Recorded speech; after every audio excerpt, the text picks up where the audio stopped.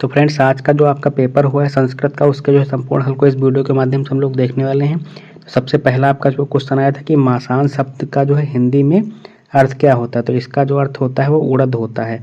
उड़द को जो है संस्कृत में मासान कहा जाता है। नेक्स्ट है कि मार्गशीर्ष शब्द किस महीने का बोधक है। तो ये आपके जो अगहन महीने का बोधक होता है। नेक्स्ट है कि मधु का सप्तमी विभक्ति बहुवचन लिखना है। तो ये आपका मधुस इसमें होता है, सप्तमी में, है ना।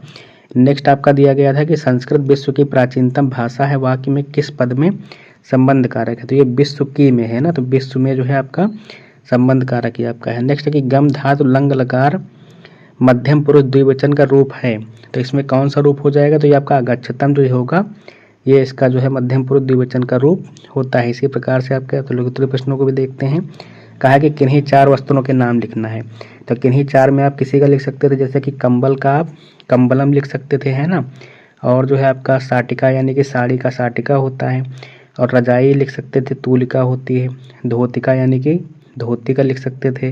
या फिर अंगोछा का जो है अंग प्रोक्षणम, या अपने हिसाब से आप कोई भी 4 संस्कृत में लिख सकते थे। नेक्स्ट आपका दिया गया नपुंसक लिंग शब्द किसका बोध कराते हैं, उदाहरण लिखिए। तो नपुंसक लिंग यानी कि ऐसे जो है आपके लिंग जिनसे ना तो आपके पुरुष जाति का बोध हो और ना ही महिला का बोध हो, तो वो आपके नपुंसक लिंग कहे जाते हैं। जैसे कि आपका हो जाएगा फलम, है ना।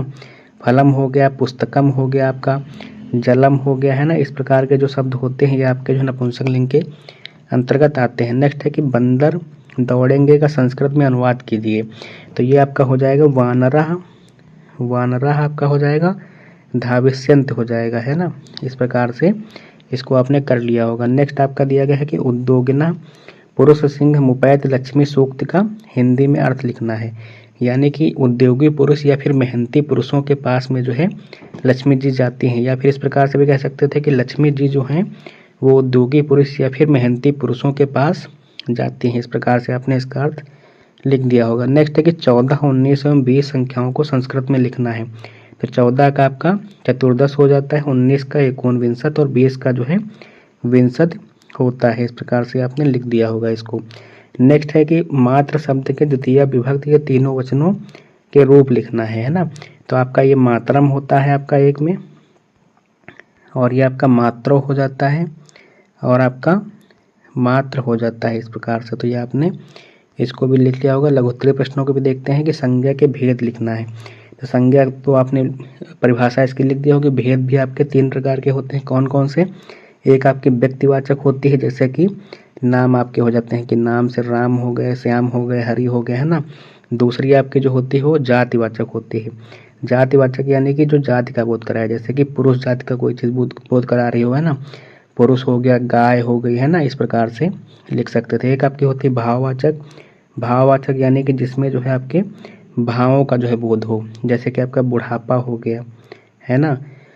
गुणों का बोध हो, जैसे कि मित्रता हो गया, ईमानदारी हो गई, ये आपके भाववाचक इस प्रकार से लिखना था। नेक्स्ट है कि प्राथमिक स्तरीय संस्कृत शिक्षण में आदर्श वाचन की विशेषता बताइए। तो इसकी विशेषताओं को आपने लिख ही दिया होगा। और ऐसा आदर्श वाचन होता क्या है। तो आदर्श वाचन आपका ऐसा होता है जो शिक्षक के द्वारा जो है वाचन किया जाए, वो आदर्श वाचन कहा जाता है। नेक्स्ट है कि संस्कृत शिक्षण की प्रमुख विधियों के का जो है उल्लेख करना था, है ना। संस्कृत शिक्षण में आपकी कई सारी विधियां जो उसी प्रकार से हिंदी में होती हैं। प्रश्नोत्तर प्रविधि, कहानी प्रविधि, है ना, व्याख्यान विधि, इस प्रकार से इनको जो है लिख करके आप इसका उल्लेख कर सकते थे। नेक्स्ट है कि 11 से 20 तक के संख्यावाचक शब्दों को संस्कृत में लिखना है। तो ये आपने लिख दिया होगा।